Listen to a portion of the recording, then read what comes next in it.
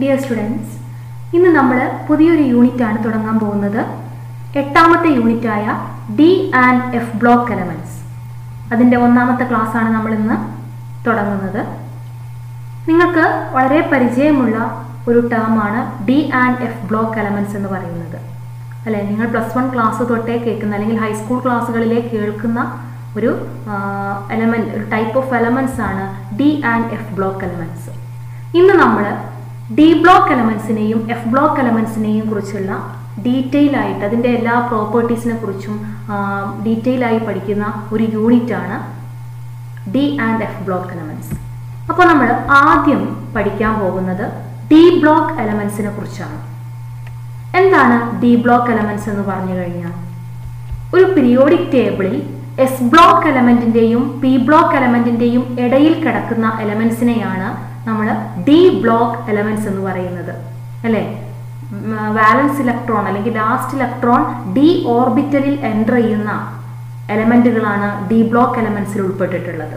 അതൊരു പീരിയോഡിക് ടേബിളിൽ S ബ്ലോക്കിന്റെയും P ബ്ലോക്കിന്റെയും ഇടയിലുള്ള ഭാഗമാണ്. അതായത് ഗ്രൂപ്പ് 3 തൊട്ട് 12th വരെയുള്ള ഗ്രൂപ്പിനെയാണ് നമ്മൾ D ബ്ലോക്ക് എലമെന്റ്സിൽ ഉൾപ്പെടുത്തുന്നത്.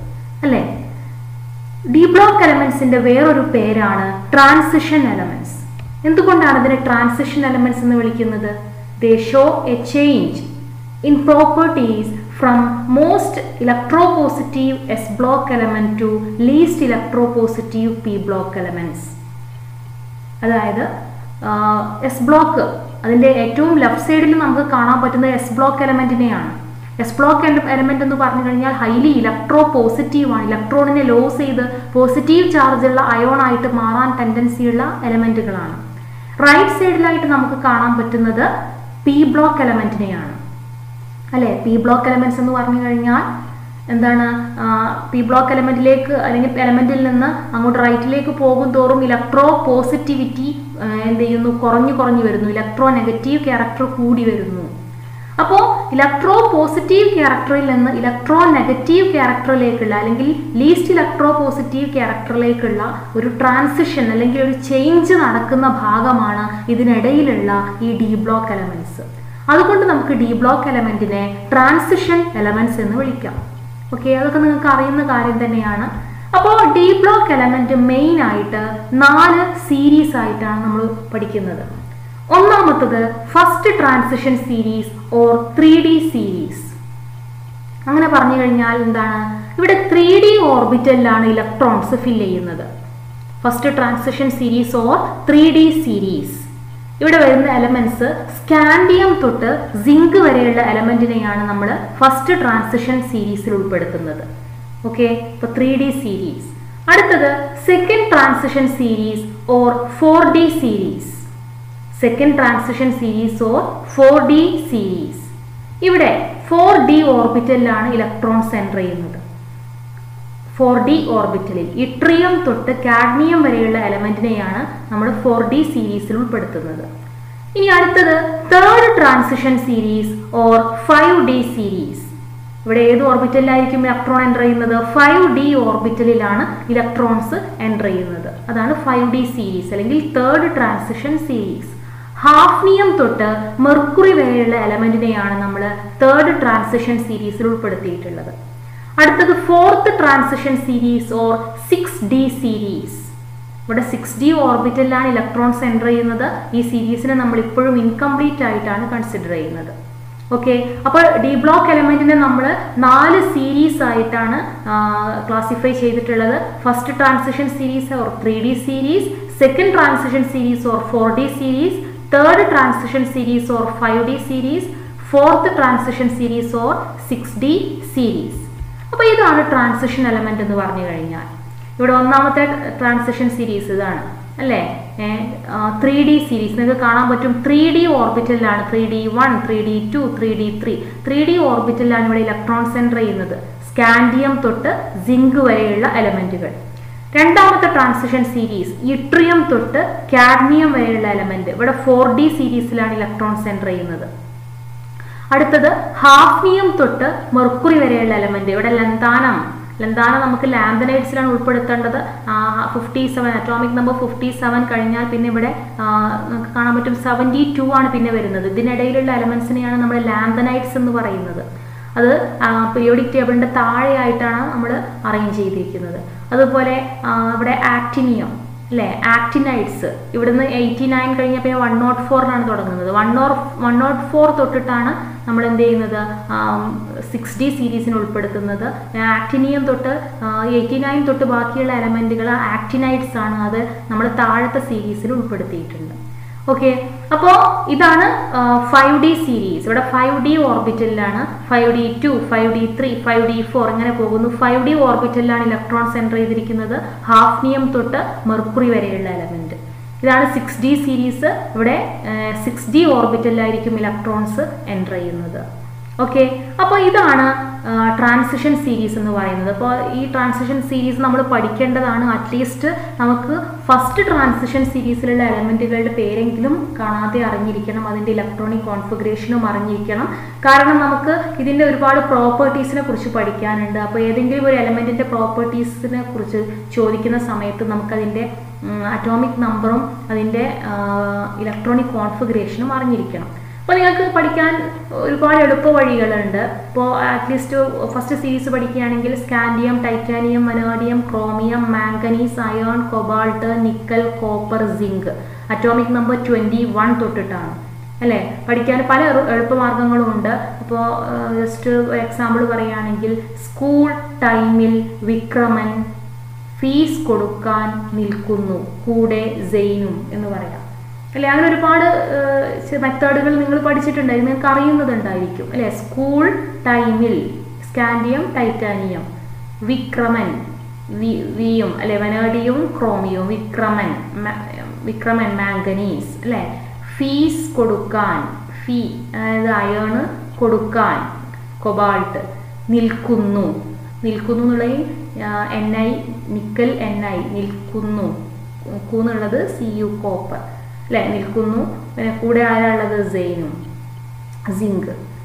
അങ്ങനെ എന്തെങ്കിലും ചെറിയ ഒരു എന്താണ് സെന്റൻസ് പോലെ അല്ലെങ്കിൽ പാട്ട് പോലെയൊക്കെ നമുക്ക് ഓർത്ത് വെച്ച് കഴിഞ്ഞാൽ പഠിക്കാൻ എളുപ്പമായിരിക്കും. അപ്പോൾ അറ്റ്ലീസ്റ്റ് നിങ്ങൾ എന്ത് ചെയ്യണം, ഈ ഒരു സീരീസ് എങ്കിലും പഠിച്ചു വെക്കണം. കാരണം നമുക്ക് പ്രോപ്പർട്ടീസൊക്കെ അപ്ലൈ ചെയ്യുന്ന സമയത്ത് നമുക്കത് ആവശ്യം വരും. ഓക്കെ, അപ്പോൾ സ്കാൻഡിയത്തിന്റെ ഇലക്ട്രോണിക് കോൺഫിഗറേഷൻ 3D14s2 ആണ്. 3D14s2 അല്ലേ. അറ്റോമിക് നമ്പർ 21 ആണ്.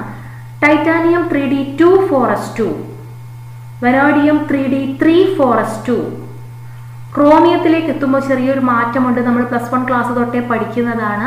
Half filled electronic configuration stability കൂടുതലായതുകൊണ്ട് ഇവിടെ ചെറിയ ഒരു അറേഞ്ച്മെന്റ് നടക്കുന്നു. അതായത് ഇവിടെ 3D ഓർബിറ്റലിനും 4s ഓർബിറ്റലിനും ഓൾമോസ്റ്റ് സെയിം എനർജിയാണ്.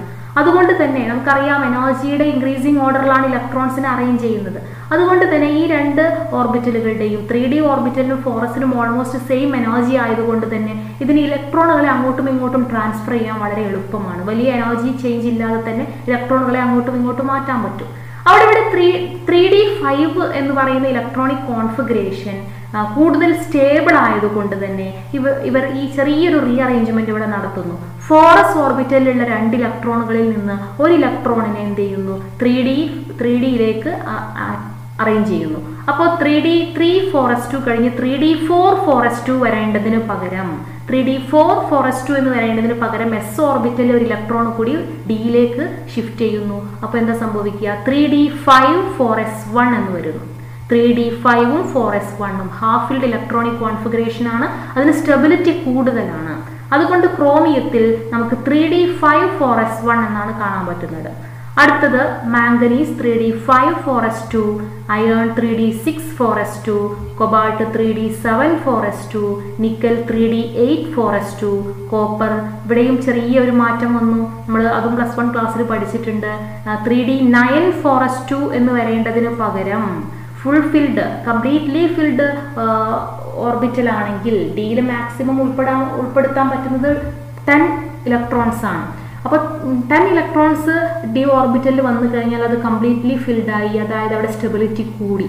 അപ്പോൾ 3d9 4s2 എന്ന് വരേണ്ടതിന് പകരം എസ് ഓർബിറ്റലിൽ നിന്ന് ഒരു ഇലക്ട്രോണിനെ കൂടി ഡിയിലേക്ക് ഇട്ടു. അപ്പോൾ എന്ത് വന്നു? 3d10 4s1 എന്ന് വന്നു. ഓക്കെ, അപ്പോൾ എന്താണ് ഇങ്ങനെ റീഅറേഞ്ച്മെന്റ് വരാനുള്ള കാരണം എന്താണ്? ഹാഫ് ഫിൽഡ് അല്ലെങ്കിൽ കംപ്ലീറ്റ്ലി ഫിൽഡ് സ്റ്റേറ്റിലാകുമ്പോൾ കൂടുതൽ സ്റ്റെബിലിറ്റി കിട്ടുന്നു. ഇവിടെ 4s ഓർബിറ്റലും 3d ഓർബിറ്റലും തമ്മിലുള്ള എനർജി ഡിഫറൻസ് വളരെ കുറവായതുകൊണ്ട് തന്നെ അവയ്ക്ക് വളരെ ഈസി ആയിട്ട് ഇലക്ട്രോണുകളെ അങ്ങോട്ടും ഇങ്ങോട്ടും ഷിഫ്റ്റ് ചെയ്യിക്കാൻ പറ്റും. അതുകൊണ്ട് ഇത് സ്റ്റെബിലിറ്റി കൂട്ടുന്നതിന് വേണ്ടിയിട്ട് ഇങ്ങനെ ഒരു റീഅറേഞ്ച്മെന്റ് നടത്തുന്നു. അപ്പോൾ കോപ്പറിന്റെ കേസിൽ 3d10 4s1 എന്ന് വരുന്നു. Last zinc 3d10 4s2. Okay, അപ്പോൾ ഈ series scandium to zinc first transition സീരീസും അതിൻ്റെ ഇലക്ട്രോണിക് കോൺഫിഗറേഷനും ജസ്റ്റ് അറിഞ്ഞു വെക്കണം. നമുക്കിനി ഒരുപാട് ആവശ്യങ്ങൾ വരും. ഓക്കെ, ഇനി നമുക്കിതിൻ്റെ ഇലക്ട്രോണിക് കോൺഫിഗറേഷനെ കുറിച്ച് പറയാം. ഇപ്പോൾ ഫസ്റ്റ് ട്രാൻസിഷൻ സീരീസിലെ ഇലക്ട്രോണിക് കോൺഫിഗറേഷൻ നമ്മൾ പറഞ്ഞു അല്ലെ, 3d1 4s2 3d2 4s2 അങ്ങനെയാണ് പോകുന്നത്. അപ്പോൾ ഇലക്ട്രോണിക് കോൺഫിഗറേഷൻ നമ്മൾ ജനറൽ ആയിട്ട് പറയുകയാണെങ്കിൽ general electronic configuration of D block elements n-1d നമുക്കറിയാം പെനൾട്ടിമേറ്റ് ഷെല്ലിലാണ്. ഏറ്റവും പുറത്തുള്ള ഷെൽ എന്ന് പറഞ്ഞാൽ nth ഷെല്ലാണ്. അതിന് തൊട്ടുള്ളിലുള്ള ഷെല്ലിലാണ് ഇലക്ട്രോൺ സെൻറ്റർ ചെയ്യുന്നത് അല്ലേ. 4s ആയിരുന്നു ഏറ്റവും പുറത്തുള്ളത്, പക്ഷെ അതിൻ്റെ തൊട്ടുള്ളിലുള്ള 3dയിലാണ് ഇലക്ട്രോൺ എൻ്റർ ചെയ്തത്, നമ്മൾ കണ്ടു. അപ്പോൾ ഇവിടെ n-1d 1 to 10 ns2 ഇതാണ് general electronic configuration D block എലമെന്റിന്റെ. n-1d 1 to 10 ns2. ഓക്കെ, ഒരുപാട് തവണ എക്സാമിൽ ചോദിച്ചതാണ് general electronic configuration of D block element n-1d 1 to 10 ns2. ഇനി ഇവിടെ ഒരു എക്സെപ്ഷൻ നമുക്ക് കാണാൻ പറ്റുന്നത് പലേഡിയത്തിന്റെ കേസിലാണ്. Palladium is an exception. എന്താ കാരണം?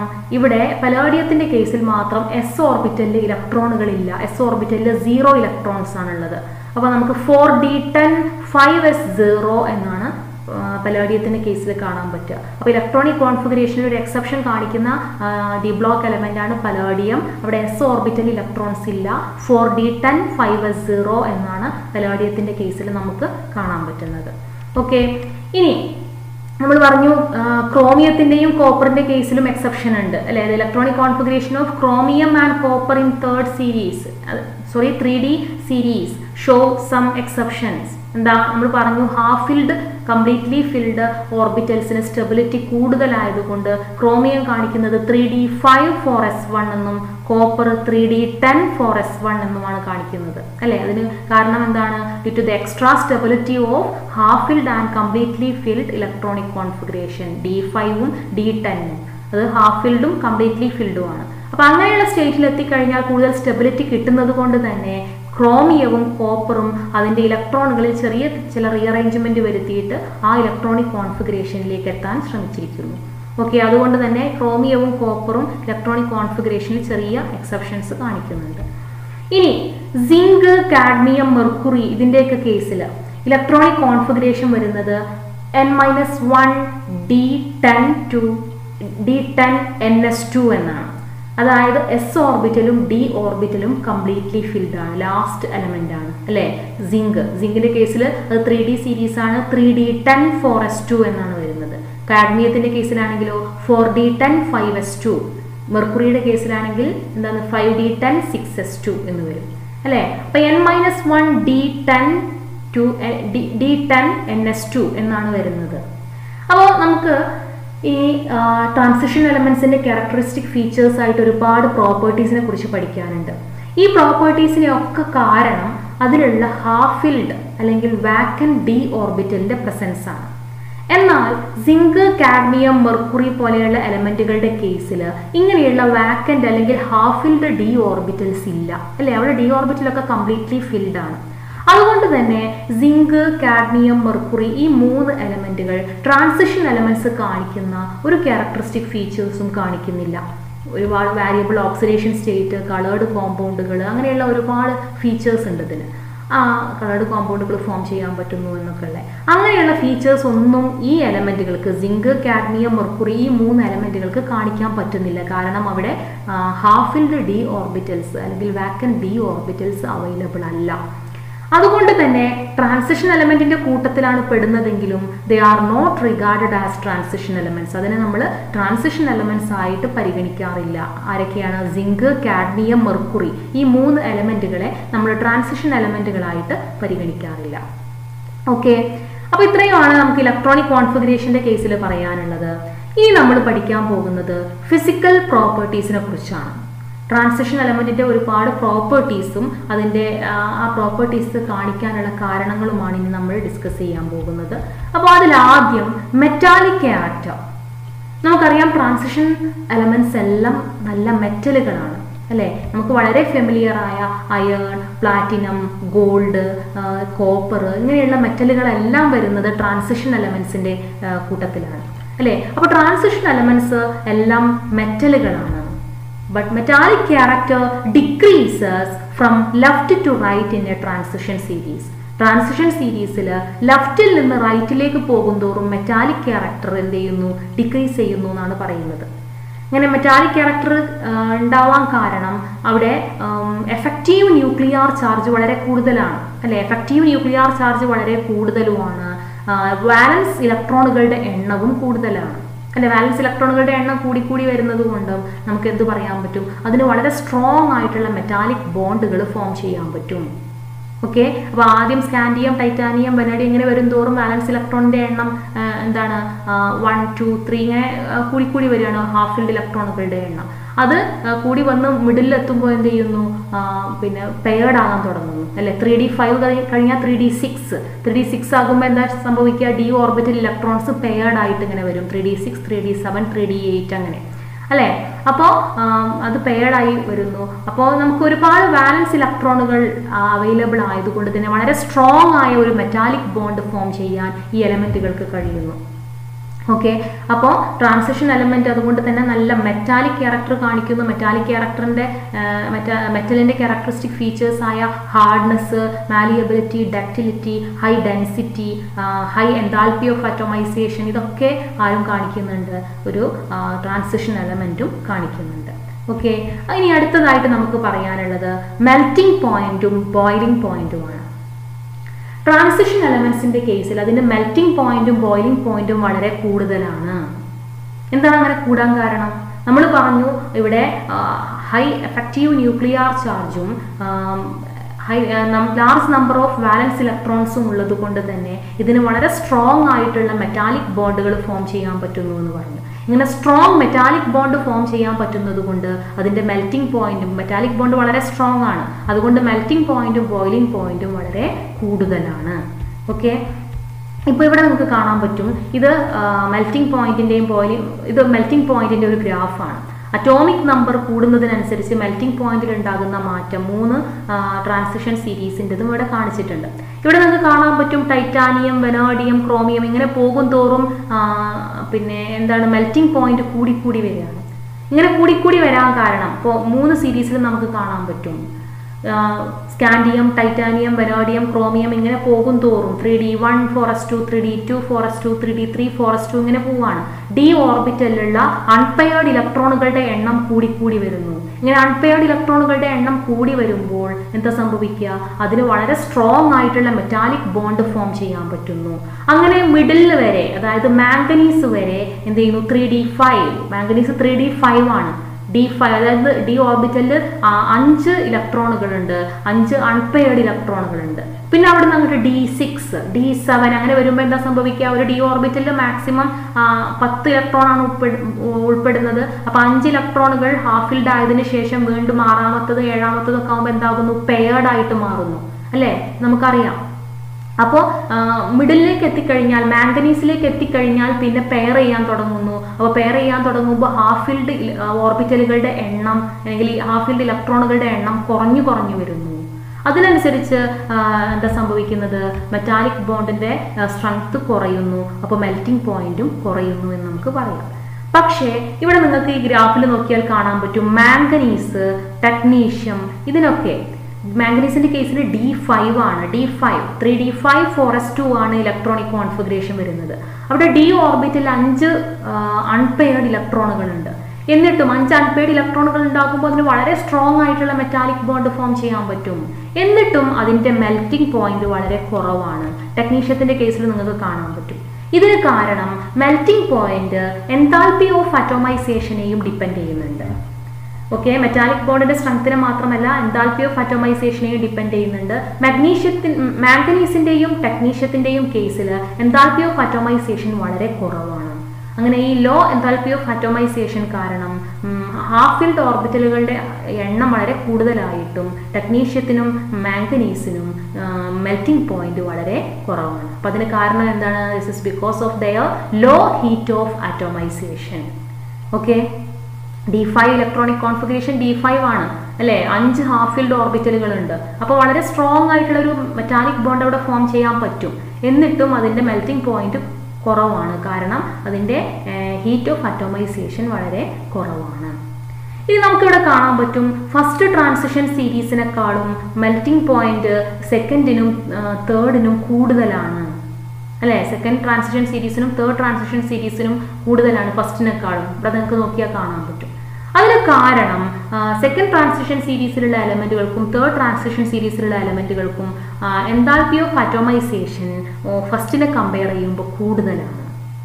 ഓക്കെ, അപ്പോൾ melting point of second and third row transition series is higher than that of first row അല്ലെ? ഫസ്റ്റ് ട്രാൻസിഷൻ സീരീസിനെക്കാളും സെക്കൻഡിനും തേർഡിനും എന്താണ് മെൽറ്റിംഗ് പോയിന്റ് കൂടുതലാണ്. അതിന് കാരണം എന്താണ്? Due to their higher enthalpy of atomization. ഈ രണ്ട് സീരീസിലുള്ള എലമെന്റുകൾക്കും ഒന്നാമത്തെ സീരീസിലുള്ള എലമെന്റിനെക്കാളും എൻതാൽപ്പി ഓഫ് അറ്റോമൈസേഷൻ കൂടുതലാണ്. അതുകൊണ്ട് അതിന് മെൽറ്റിംഗ് പോയിന്റ് കൂടുതലാണെന്ന് പറയും. ഇവിടെ നിങ്ങൾക്ക് കാണാൻ പറ്റും ഏറ്റവും കൂടുതൽ മെൽറ്റിംഗ് പോയിന്റ് ഉള്ളത് ആർക്കാണ്? ടങ്സ്റ്റൺ ആണ് അല്ലേ?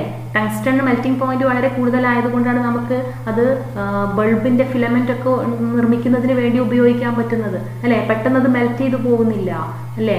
അതിലൂടെ നിങ്ങൾ ബൾബ് ഫ്യൂസ് ആവുന്നത് കണ്ടിട്ടില്ലേ? എങ്ങനെ ആ ടങ്സ്റ്റൺ ഫിലമെന്റ് എന്താവുമ്പോഴാണ് അത് പൊട്ടുമ്പോഴാണ് അത് ഫ്യൂസ് ആവുന്നത് അല്ലേ? അതിലൂടെ വളരെ കൂടുതൽ ഹീറ്റ് എനർജി അവിടെ പ്രൊഡ്യൂസ് ചെയ്താൽ മാത്രമേ ആ ഫിലമെന്റ് എന്ത് ചെയ്യുന്നുള്ളൂ? മെൽറ്റ് ചെയ്യുന്നുള്ളൂ അല്ലേ? അപ്പോൾ അതുകൊണ്ട് തന്നെ നമുക്ക് ടങ്സ്റ്റണ് ബൾബുകളുടെ ഫിലമെന്റ് നിർമ്മിക്കുന്നതിനൊക്കെ ഉപയോഗിക്കുന്നുണ്ട്. കാരണം ഹൈ മെൽറ്റിംഗ് പോയിന്റ് ഉള്ളത് കൊണ്ട്. അപ്പോൾ ഇത്രയുമാണ് നമുക്ക് മെൽറ്റിംഗ് പോയിന്റിന്റെയും ബോയിലിംഗ് പോയിന്റിന്റെയും കേസ് പറയാനുള്ളത്. ഇനി അടുത്ത പ്രോപ്പർട്ടി ആയിട്ട് ഡിസ്കസ് ചെയ്യാനുള്ളത് atomic and ionic size. Atomic സൈസിന്റെ കേസിൽ എന്ത് വേരിയേഷൻ ആണ് നമുക്ക് ട്രാൻസിഷൻ എലമെന്റിന്റെ കേസിൽ കാണാൻ പറ്റുന്നത്? ഓക്കെ, അപ്പോൾ ട്രാൻസിഷൻ എലമെന്റ്സിന്റെ കേസിൽ അറ്റോമിക് റേഡിയൈ ഡിക്രീസസ്. ഫസ്റ്റിൽ അറ്റോമിക് റേഡിയൈ ഡിക്രീസ് ചെയ്യാൻ തുടങ്ങും. ഓക്കെ, അതിന് കാരണം എന്താണ്? ഇപ്പൊ സ്കാൻഡിയത്തിൽ നിന്ന് നമ്മൾ സ്കാൻഡിയം, ടൈറ്റാനിയം, വനാഡിയം ഇങ്ങനെ പോകും തോറും, ഇങ്ങനെ ലെഫ്റ്റിൽ നിന്ന് റൈറ്റിലേക്ക് പോകും തോറും ന്യൂക്ലിയർ ചാർജ് ഇൻക്രീസ് ചെയ്യുന്നു അല്ലെ? ന്യൂക്ലിയസിലുള്ള പോസിറ്റീവ് ചാർജിന്റെ അളവ് കൂടി കൂടി വരികയാണ്. അങ്ങനെ പോസിറ്റീവ് ചാർജിന്റെ അളവ് കൂടി വരുമ്പോൾ എന്താ സംഭവിക്കുക? അത് പുറത്തുള്ള ഇലക്ട്രോണിനെ വളരെ സ്ട്രോങ് ആയിട്ട് ഉള്ളിലേക്ക് വലിക്കുന്നു അല്ലെ? വളരെ സ്ട്രോങ് ആയിട്ട് അട്രാക്ട് ചെയ്യുന്നു. അപ്പോൾ സൈസ് കുറയുന്നു. അപ്പോൾ നമുക്ക് പറയാം, in the beginning atomic radii of D block elements in a series decreases due to increase in nuclear charge അല്ലെ? തുടക്കത്തിൽ അറ്റോമിക് റേഡിയൈ സൈസ് ഡിക്രീസ് ചെയ്യുന്നു, കാരണം ന്യൂക്ലിയർ ചാർജ് ഇൻക്രീസ് ചെയ്യുന്നു. എന്നാൽ നമ്മൾ 3D ഓർബിറ്റലിലുള്ള ഇലക്ട്രോണുകളുടെ എണ്ണം ഇങ്ങനെ കൂടി വരികയാണ്. 3D 1:4s2, 3D 2:4s2, അങ്ങനെ ഡി ഓർബിറ്റലുള്ള 3D 3:4s2, അങ്ങനെ ഡി ഓർബിറ്റലിലുള്ള ഇലക്ട്രോണുകളുടെ എണ്ണം കൂടി വരുന്നതിനനുസരിച്ച് ഷീൽഡിംഗ് എഫക്റ്റും കൂടുന്നു. കാരണം 4s ഓർബിറ്റലിലാണ് വാലൻസ് ഇലക്ട്രോൺ നിൽക്കുന്നത്, 4s ഓർബിറ്റലിലാണ് ഇലക്ട്രോൺസ് നിൽക്കുന്നത്, ഏറ്റവും പുറത്തുള്ള ഇലക്ട്രോൺസ് നിൽക്കുന്നത്.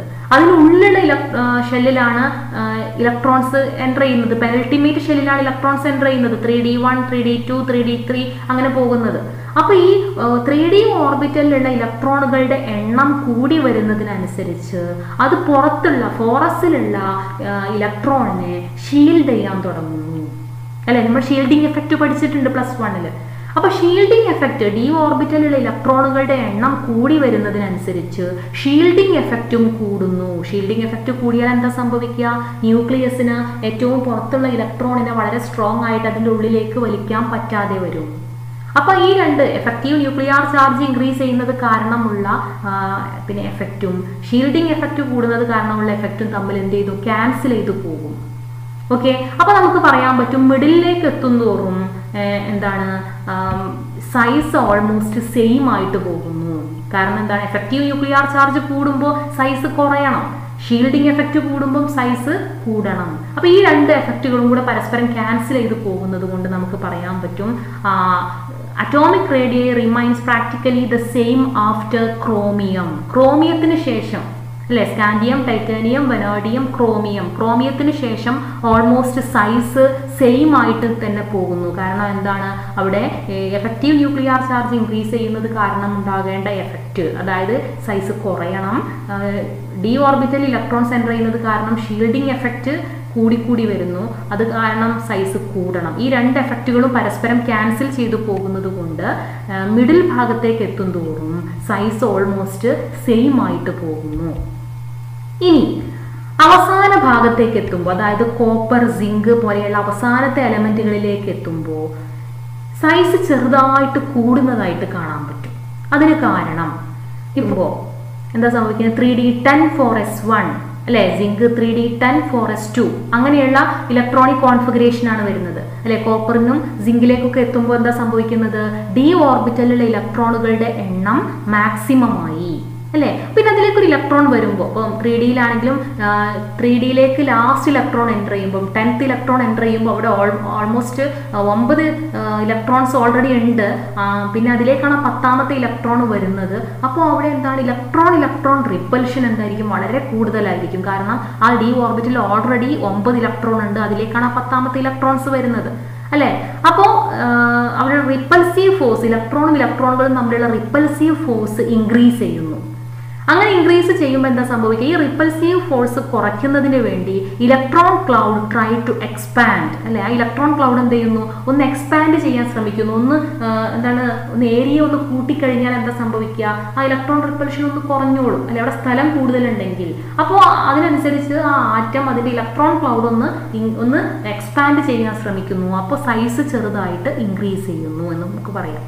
ഓക്കെ, അപ്പൊ എന്താണ് ലാസ്റ്റിൽ ഉണ്ടാകുന്ന മാറ്റം എന്ന് പറഞ്ഞത്, ലാസ്റ്റിലേക്ക് വരുന്തോറും സൈസ് ചെറുതായിട്ട് ഇൻക്രീസ് ചെയ്യുന്നു. കാരണം ഡി ഓർബിറ്റലിലുള്ള ഇലക്ട്രോണുകളുടെ എണ്ണം കൂടി വരുമ്പോൾ എന്താ സംഭവിക്കുക, ഇലക്ട്രോൺ റിപ്പൽഷൻ കൂടും അല്ലെ. അപ്പൊ ഇലക്ട്രോൺ റിപ്പൽഷൻ കുറയ്ക്കുന്നതിന് വേണ്ടി ആ പിന്നെ ഇലക്ട്രോൺ ക്ലൗഡ് എന്ത് ചെയ്യുന്നു, ഒന്ന് എക്സ്പാൻഡ് ചെയ്യാൻ ശ്രമിക്കും. അപ്പോൾ നമുക്ക് സൈസ് ചെറുതായിട്ട് ഇൻക്രീസ് ചെയ്യുന്നതായിട്ട് കാണാൻ പറ്റും. ഇവിടെ നിങ്ങൾക്ക് കാണാം അറ്റോമിക് റേഡിയയുടെ പിന്നെ വാരിയേഷൻ, അതിൻ്റെ ഗ്രാഫാണ് ഈ കൊടുത്തിരിക്കുന്നത്. അപ്പോൾ ഇതിൽ നിങ്ങൾക്ക് ഈ ഗ്രീൻ കളറിൽ കാണാൻ പറ്റുന്നത് ഫസ്റ്റ് ട്രാൻസിഷൻ സീരീസ് ആണ്. ഇവിടെ നിങ്ങൾക്ക് കാണാം സ്കാൻഡിയം, ടൈറ്റാനിയം, വനാഡിയം, ക്രോമിയം ഇങ്ങനെ വരും തോറും സൈസ് ആദ്യം എന്ത് ചെയ്യുന്നു, കുറഞ്ഞു വരുന്നു. കാരണം എന്താണ്, ന്യൂക്ലിയർ ചാർജ് ഇൻക്രീസ് ചെയ്യുന്നു.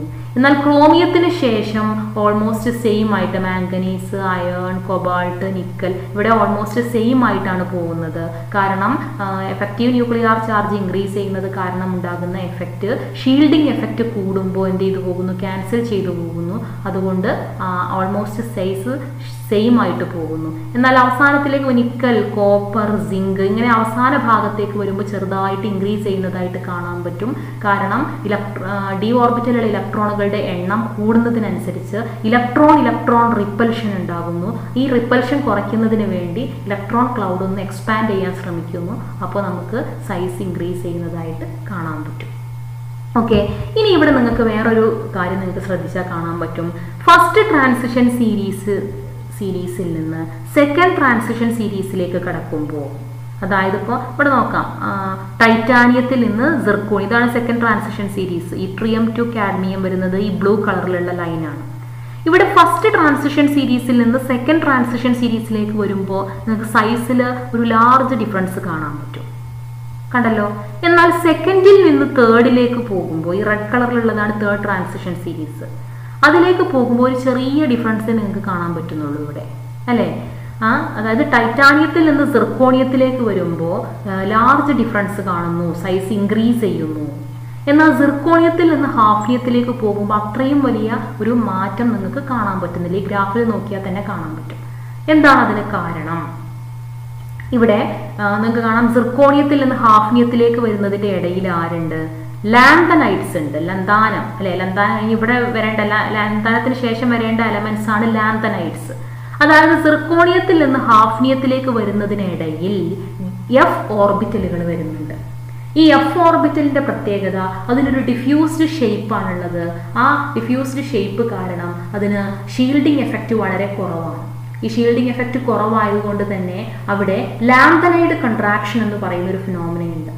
ലാന്തനൈഡ് കൺട്രാക്ഷൻ കാരണം എന്ത് ചെയ്യുന്നു? സൈസ് എന്ത് ചെയ്യുന്നു?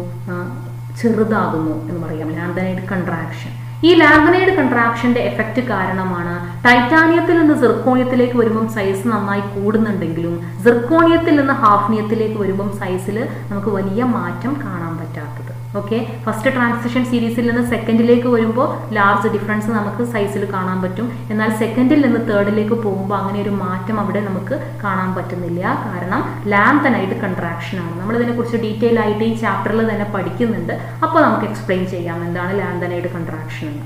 ഓക്കെ, അപ്പോൾ ലാന്തനൈഡ് കൺട്രാക്ഷൻ കാരണമാണ് നമുക്ക് ഈ മാറ്റം ഇവിടെ കാണാൻ പറ്റാത്തത്. ഓക്കെ, ഇനി നമുക്ക് അടുത്തതായിട്ട് ഡിസ്കസ് ചെയ്യാനുള്ളത് അയോണൈസേഷൻ എൻതാൽപ്പിയാണ്. എന്താണ് അയോണൈസേഷൻ എൻതാൽപ്പി എന്ന് പറഞ്ഞു കഴിഞ്ഞാൽ നിങ്ങൾക്കറിയാം അല്ലെ, നമ്മൾ മുമ്പ് പഠിച്ചിട്ടുള്ളതാണ്. അപ്പോൾ അയോണൈസേഷൻ എൻതാൽപ്പിയിൽ എന്ത് മാറ്റമാണ് ഒരു ട്രാൻസിഷൻ സീരീസിൽ നടക്കുന്നത്? From left to right ionization enthalpy increases due to increasing nuclear charge എന്ന് നമുക്ക് പറയാം അല്ലെ. ലെഫ്റ്റിൽ നിന്ന് റൈറ്റിലേക്ക് പോകും തോറും ന്യൂക്ലിയർ ചാർജ് ഇൻക്രീസ് ചെയ്യുന്നത് കാരണം അയോണൈസേഷൻ എൻതാൽപ്പിയും ഇൻക്രീസ് ചെയ്യുന്നു. പിന്നെ ചെറിയ മാറ്റമൊക്കെ ഉണ്ടാകുന്നുണ്ട്. ഷീൽഡിംഗ് എഫക്റ്റ് കൂടുന്നതിനനുസരിച്ച് എന്ത് ചെയ്യുന്നു? അത് ഓൾമോസ്റ്റ് സെയിം ആയിട്ട് തന്നെ പോകുന്നു എന്നൊക്കെ നമ്മൾ പറയുന്നുണ്ട്. അപ്പോൾ നമുക്ക് കോമൺ ആയിട്ട് പറയാം, ലെഫ്റ്റിൽ നിന്ന് റൈറ്റിലേക്ക് വരും തോറും എന്ത് ചെയ്യുന്നു? അയോണൈസേഷൻ എൻതാൽപ്പി ഇൻക്രീസ് ചെയ്യുന്നു. കാരണം ന്യൂക്ലിയർ ചാർജ് ഇൻക്രീസ് ചെയ്യുന്നു. ഇവിടെ സിങ്ക്, കാഡ്മിയം, മെർക്കുറി ഇതിൻ്റെയൊക്കെ കേസിൽ ഫസ്റ്റ് അയോണൈസേഷൻ എൻതാൽപ്പി വളരെ കൂടുതലാണ്. എന്താ കാരണം? സിങ്കിനും കാഡ്മിയത്തിനും മെർക്കുറിക്കൊക്കെ എന്താണ്? Full filled, completely filled electronic configuration ആണുള്ളത്. അത് ഓൾറെഡി കംപ്ലീറ്റ്ലി ഫിൽഡ് ആണ്. ഇപ്പോൾ സിങ്കിന്റെ കേസിലാണെങ്കിൽ 3d10 4s2 എന്നാണ്. ഡി ഓർബിറ്റലും എസ് ഓർബിറ്റലും കംപ്ലീറ്റ്ലി ഫിൽഡ് ആണ്. ഇനി അതിൽ നിന്നൊരു ഇലക്ട്രോണിനെ റിമൂവ് ചെയ്യുക എന്ന് പറഞ്ഞു കഴിഞ്ഞാൽ നമ്മൾ ലാർജ് എമൗണ്ട് ഓഫ് എനർജി കൊടുക്കണം, large amount of ionisation energy കൊടുക്കണം. അതുകൊണ്ട് സിങ്ക്, കാഡ്മിയം, മെർക്കുറി ഇതിന്റെ കേസിലൊക്കെ കംപ്ലീറ്റ്ലി ഫിൽഡ് അല്ലെങ്കിൽ ഫുൾ ഫിൽഡ് ഇലക്ട്രോണിക് കോൺഫിഗറേഷൻ ആയതുകൊണ്ട് തന്നെ അതിൽ നിന്നൊരു ഇലക്ട്രോണിനെ റിമൂവ് ചെയ്യണമെങ്കിൽ നമ്മൾ വളരെ കൂടുതൽ അയോണൈസേഷൻ എൻതാൽപ്പി കൊടുക്കണം അല്ലെ. വളരെ കൂടുതലായിരിക്കും അയോണൈസേഷൻ എൻതാൽപ്പി, വളരെ കൂടുതൽ എനർജി നമ്മൾ കൊടുക്കണം. അതുകൊണ്ട് നമുക്ക് പറയാം സിങ്കിനും കാഡ്മിയത്തിനും മെർക്കുറിക്കൊക്കെ അയോണൈസേഷൻ എൻതാൽപ്പി വളരെ കൂടുതലാണ്. എന്നാൽ സിങ്കിന്റെ കേസിൽ സെക്കൻഡ് അയോണൈസേഷൻ എൻതാൽപ്പി വളരെ കുറവാണ്. Okay, second ionization enthalpy of zinc is low. എന്താ കാരണം? ഇപ്പോൾ സിങ്കിന്റെ ഇലക്ട്രോണിക് കോൺഫിഗറേഷൻ 3d10 എന്നാണ്. നമ്മൾ വളരെ കൂടുതൽ എനർജി, ഫസ്റ്റ് അയോണൈസേഷൻ എനർജി വളരെ കൂടുതലാണ്, എന്നിട്ടും അത്രയും എനർജി നമ്മൾ കൊടുത്തിട്ട് സിങ്കിൽ നിന്നൊരു ഇലക്ട്രോണിനെ റിമൂവ് ചെയ്താൽ പിന്നെ അതിന്റെ കോൺഫിഗറേഷൻ എന്തായിരിക്കും? 3d10 ആണ് അല്ലെ, 4s1.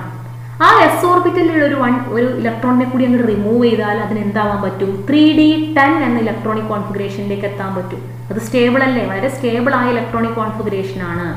അതുകൊണ്ട് അതെന്ത് ചെയ്യുന്നു? ആ ഒരു ഇലക്ട്രോണിനെ റിമൂവ് ചെയ്യാനുള്ള ടെൻഡൻസി കൂടുതൽ കാണിക്കുന്നു. വളരെ കുറഞ്ഞ അയോണൈസേഷൻ എനർജി കിട്ടിയാൽ തന്നെ അതെന്ത് ചെയ്യുന്നു? ആ ഇലക്ട്രോണിനെ റിമൂവ് ചെയ്യുന്നു. Second ionization enthalpy of 3D elements, the value of copper and chromium are high due to the extra stability of half-filled or fully filled d orbitals. ഇവിടെ 3D സീരീസിൽ കോപ്പറിന്റെയും ക്രോമിയത്തിന്റെയും സെക്കൻഡ് അയോണൈസേഷൻ എൻതാൽപ്പി, അതായത് രണ്ടാമത്തെ ഇലക്ട്രോണിനെ remove ചെയ്യാനുള്ള ionisation enthalpy കോപ്പറിനും ക്രോമിയത്തിനും വളരെ കൂടുതലാണ്. എന്താ കാരണം? കോപ്പറിന്റെ കേസിൽ 3d10 എന്നാണ് അതിന്റെ ഇലക്ട്രോണിക് കോൺഫിഗറേഷൻ വരുന്നത്. 3d10 അപ്പോൾ 4s ഓർബിറ്റിലുള്ള ഒരു ഇലക്ട്രോണിനെ റിമൂവ് ചെയ്യാൻ വളരെ എളുപ്പമായിരിക്കും. കാരണം റിമൂവ് ചെയ്താൽ അതിന് എന്താണ് 3d10 എന്ന ഇലക്ട്രോണിക് കോൺഫിഗറേഷനിലേക്ക് എത്താം. അതുകൊണ്ട് തന്നെ ഫസ്റ്റ് അയോണൈസേഷൻ എനർജി വളരെ കൂടുതലായിരിക്കില്ല. എന്നാൽ ആ ഒരു ഇലക്ട്രോണിനെ 4s1 എന്ന് പറയുന്ന ആ ഒരു ഇലക്ട്രോണിനെ റിമൂവ് ചെയ്ത് അത് ഓൾറെഡി സ്റ്റേബിൾ ആയ ഒരു ഇലക്ട്രോണിക് കോൺഫിഗറേഷനിലേക്ക് എത്തിയാൽ പിന്നെ അതിൽ നിന്ന് രണ്ടാമത്തെ ഇലക്ട്രോണിനെ റിമൂവ് ചെയ്യുക, 3d10 നിന്ന് രണ്ടാമത്തെ ഇലക്ട്രോണിനെ റിമൂവ് ചെയ്യാൻ ബുദ്ധിമുട്ടായിരിക്കും. അല്ലേ? അപ്പോൾ അത് വളരെ കൂടുതൽ എനർജി, സെക്കൻഡ് അയണൈസേഷൻ എനർജി വളരെ കൂടുതൽ കൊടുക്കേണ്ടി വരും. ഇനി ക്രോമിയത്തിന്റെ കേസിലാണെങ്കിലോ അവിടെ 3d5,4s1 എന്നാണ് electronic configuration, half field electronic configuration വരുന്നു.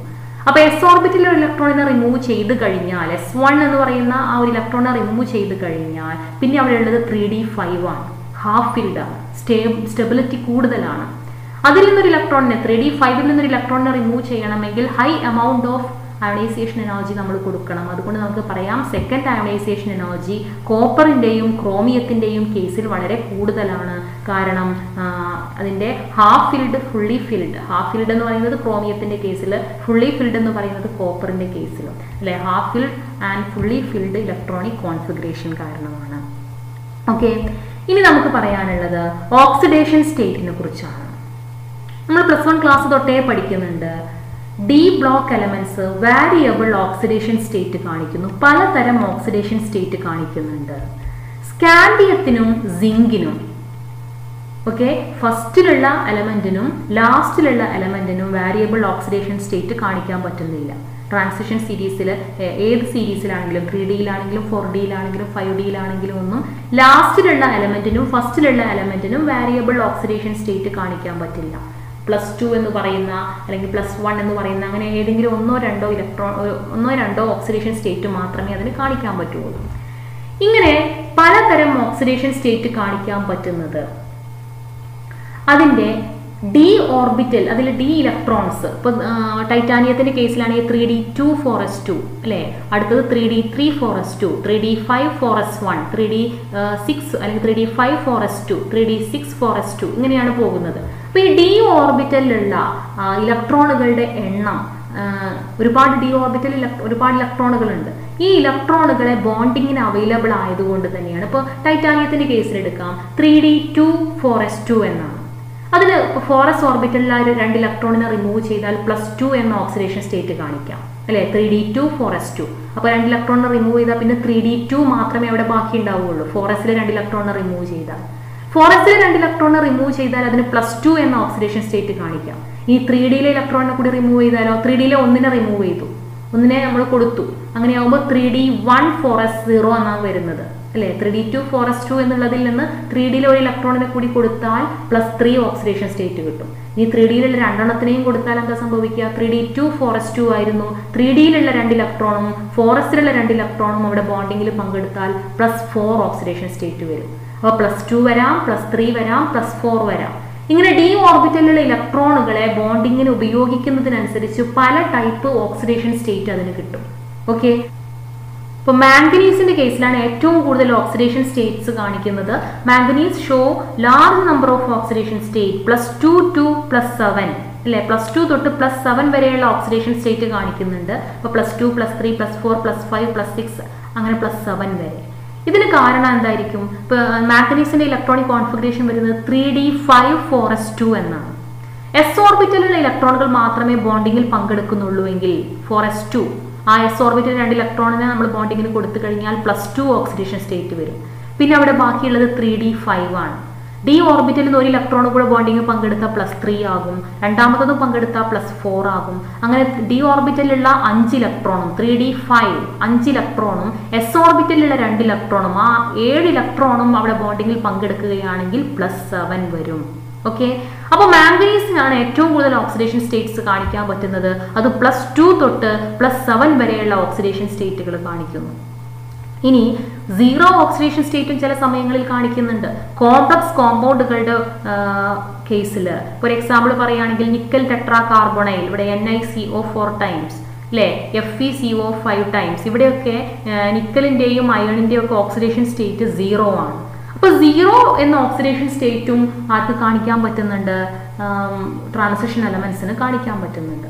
അപ്പോൾ ട്രാൻസിഷൻ എലമെന്റിന്റെ ഒരു പ്രത്യേകതയാണ് അതിന് വാരിയബിൾ ഓക്സിഡേഷൻ സ്റ്റേറ്റ് കാണിക്കാൻ പറ്റുന്നു. അതിന് കാരണം എസ് ഓർബിറ്റലിലുള്ള ഇലക്ട്രോണുകൾ മാത്രമാണ് ബോണ്ടിങ്ങിൽ പങ്കെടുക്കുന്നതെങ്കിൽ അതിന് +2 എന്ന ഓക്സിഡേഷൻ സ്റ്റേറ്റ് മാത്രമേ കാണിക്കാൻ പറ്റുള്ളൂ. എന്നാൽ എസ് ഓർബിറ്റലിൽ ഇലക്ട്രോണുകളുടെ കൂടെ തന്നെ ഡി ഓർബിറ്റലിലുള്ള ഇലക്ട്രോണുകൾ കൂടി ബോണ്ടിങ്ങിൽ പങ്കെടുക്കുന്നത് കൊണ്ട് +3, +4, +5 അങ്ങനെ +7 വരെയുള്ള വാരിയബിൾ ഓക്സിഡേഷൻ സ്റ്റേറ്റ്സ് ഈ ട്രാൻസിഷൻ എലമെന്റ് കാണിക്കുന്നു. ഓക്കെ, അപ്പൊ നമ്മൾ ഇന്ന് ഇത്രയുമാണ് എടുക്കുന്നത്. അപ്പം ഇന്ന് നമ്മൾ ഡിസ്കസ് ചെയ്തത് എന്താണ് ഡി ബ്ലോക്ക് എലമെൻറ്റ്, അതിൻ്റെ ക്ലാസിഫിക്കേഷൻ എങ്ങനെയാണ്, ഡി ബ്ലോക്ക് എലമെൻറ്റിൻ്റെ ചില പ്രോപ്പർട്ടീസ്, ഫിസിക്കൽ പ്രോപ്പർട്ടീസിലുള്ള വേരിയേഷൻ എന്തൊക്കെയാണ് എന്നുള്ള കാര്യങ്ങളൊക്കെയാണ് നമ്മൾ ഡിസ്കസ് ചെയ്തത്. ഇനി ബാക്കിയുള്ള ഫിസിക്കൽ പ്രോപ്പർട്ടീസ് നമുക്ക് അടുത്ത ക്ലാസ്സിൽ ഡിസ്കസ് ചെയ്യാം. Okay, thank you.